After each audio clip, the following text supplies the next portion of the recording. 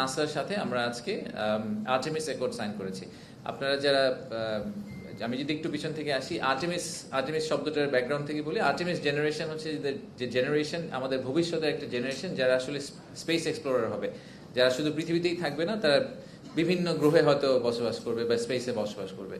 তো এই ফিউচার আউটলুকটার উপর বেস করে আমরা একটা আর্টেমিস অ্যাকর্ড বলে একটা কম্বাইন্ড এফোর্ট চালু করা শুরু হয়েছিল, যেখানে অনেকগুলো দেশ অলরেডি সিগনেটারি, যারা অ্যাডভান্স মার্কেটস। আমরা হচ্ছে 54তম দেশ হিসেবে আজকে জয়েন করলাম, বা 53টা দেশ একসাথে নাসার সাথে স্পেস এক্সপ্লোরেশন নিয়ে কাজ করছে।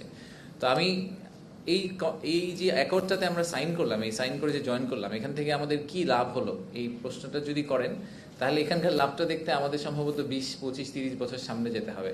তো আমাদের তো স্বপ্নটাকে প্রথম থেকে শুরু করতে হবে। আমাদের যে ইউথ নিয়ে আমরা সবসময় কথা বলি, যে আমাদের ইউথ ইমাজিন করতে জানে, and our youth is global.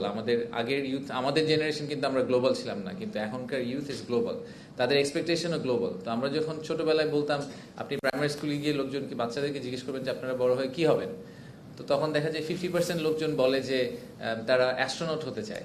তো বাংলাদেশি অ্যাস্ট্রোনট আমরা কবে দেখব?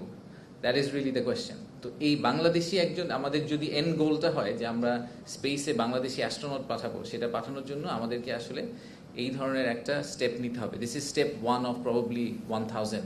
বাট এই প্রথম স্টেপটা দিয়ে আমরা যেটা করলাম, আমরা এগ্রি করলাম যে আমরা নাসার সাথে এবং বাকি 53টা দেশের সাথে একসাথে স্পেস এক্সপ্লোরেশনে কোলাবোরেট করব, আমরা একসাথে কাজ করব। সো এখন আমাদের যে স্পেস এজেন্সি আছে, তারা নাসার সাথে একসাথে কাজ করবে। নাসায় অলরেডি বেশ কিছু বাংলাদেশি বিজ্ঞানী কাজ করেন, বাট আমরা এই কোলাবোরেটিভ এফোর্টের মাধ্যমে হোপফুলি আজ থেকে 10, 15, 20 বছর পরে বাংলাদেশ স্পেসে একটা পজিশন নিতে পারবে, আমাদের স্পেস সায়েন্সের ব্যাপারে আমাদের একটা ডেভেলপমেন্ট হবে। এটা will also generate employment, it will also generate A completely new avenue for our young generation to explore. আজকে সন্ধ্যায় আমেরিকান ইনভেস্টরদের সাথে প্রধান উপদেষ্টা ওনার বাসভবনে বসবেন, ওনাদের পয়েন্ট অফ ভিউটা জানার জন্য, যে আমাদের ইউএস ইনভেস্টমেন্টের পয়েন্ট অফ ভিউ থেকে আমরা আর কিভাবে আরো বেশি ওনাদের সাপোর্ট বা ইনভেস্টমেন্ট পেতে পারি। Ease of doing business index কিন্তু ওয়ার্ল্ড ব্যাংক অনেক আগে সানসেট করে দিয়েছে।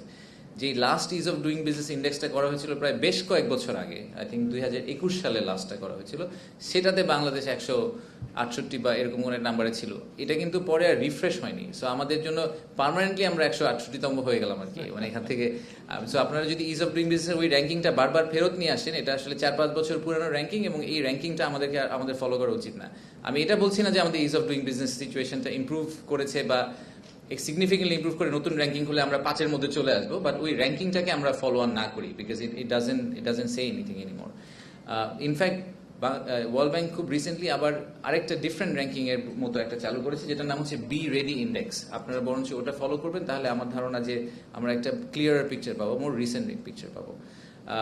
সিপিএসডি রিপোর্টে যে এনার্জির পয়েন্টটা বলা হয়েছে, ইলেকট্রিসিটি, আমিও পার্সোনালি মনে করি যে আমাদের যে মেজর 5টা ইস্যু যদি আমি পিন পয়েন্ট করতে চাই, তার মধ্যে ডেফিনেটলি অ্যাক্সেস টু ইউটিলিটিস, এটা একটা আমাদের ম্যানুফ্যাকচারারদের জন্য বড় ইস্যু। তো এই ব্যাপারে আমরা এনার্জি মিনিস্ট্রিকে আহ্বান জানিয়েছি, ওনারা মনে হয় খুব দ্রুতই এই জিনিসটা পাবলিশ করবেন। আমরা বলেছি যে আমাদের আসলে একটা ন্যাশনাল এনার্জি স্ট্র্যাটেজি থাকা দরকার।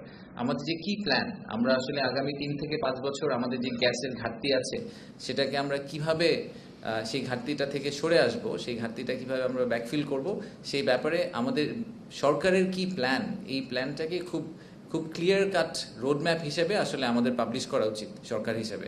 তো আমি আশা করছি যে আমাদের এনার্জি মিনিস্ট্রি আসলে খুব দ্রুত এটা কোনো একটা সময় পাবলিশ করবেন, এবং তাহলে আমাদের ইনভেস্টরদের জন্য আসলে তাদের ইনভেস্টমেন্ট প্ল্যানগুলো করা ইজি হবে। অ্যান্ড আসলে it's not a 5-year plan, আমাদের 5, 10, 15 বছরের লং টার্ম প্ল্যানটাই আসলে সবাইকে পাবলিশ করা উচিত।